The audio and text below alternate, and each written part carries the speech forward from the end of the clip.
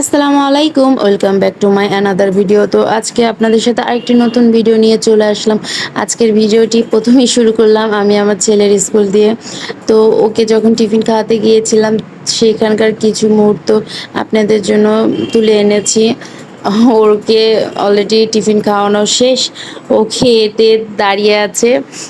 তো আমি যখন ভিডিও করতেছিলাম তখন দেখলাম যে সে সময় কারেন্টটা চলে গেল। আসলে বাচ্চারা কারেন্ট চলে গেলে ক্লাসের মধ্যে অনেক কষ্ট পায়, তাই না? আমরাও তো একসময় এই সময়গুলো পার করেছি। আমরা তো কাগজ দিয়ে পাখা বানিয়ে বানিয়ে বাতাস নিতাম।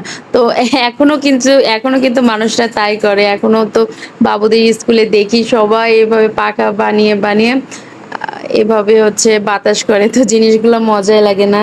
তো চলে আসলাম ছেলের স্কুল থেকে, এসেই দেখি আমার মেয়েটা কেমন খ্যান করতেছে। ওকে কিছু বানাতে দেবো এখন, সেজন্য ভাবলাম তাকে কিছু বানিয়ে দিই। পিঠা বানাইতে দিলাম, তো ও খাইলো। তো এই তো আমিও হচ্ছে হলো কাপড়-চোপড় ধুইছিলাম, তো এগুলো মেলে দেব। তো মেলার সাথে সাথে দেখি আমার মেয়েও চলে আসছে মাকে হেল্প করতে। আমি যাই করি না কেন আমার মেয়েটা আমার সাথে থাকবে। আমাকে হেল্প করতে পারুক না না পারুক, ও আমার পাশে থাকবে এই আর কি যা। তো এই তো দুপুরে রান্না-বান্না শুরু করে দিলাম। তো আজকে দুপুরে রান্না-বান্নায় ভাজি, ডাউল, ভর্তা, এই তো একদম সিম্পল রান্না-বান্না করেছি। তো এটা টমেটো ভাজি করেছি। টমেটোর মধ্যে একটা ডিমও দিয়ে দিলাম। ডিমটা ভেঙে যখন ভাজি ঝুরঝুরি হয়ে যাবে তখন এগুলো নামিয়ে নেব।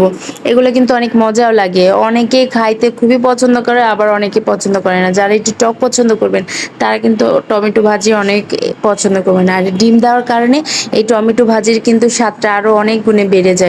তো আপনারা যদি দেখে ভালো লাগে তাহলে অবশ্যই ট্রাই করবেন, মজা লাগবে। তো এই তো রান্না বান্না করে সাফিকে আনতে গেছিলাম স্কুলে। সাফিকে নিয়ে আমার বাসায় যাচ্ছি। তো আপনারা দেখেন আমার বাসা কিন্তু স্কুল থেকে একদমই কাছে। জাস্ট মিনিট ১ মিনিটের রাস্তা, এত অল্প রাস্তা। আসলে বাচ্চা নিয়ে যদি দূরে হতো হয়তো আমি আরো হিমশিম খেয়ে যেতাম।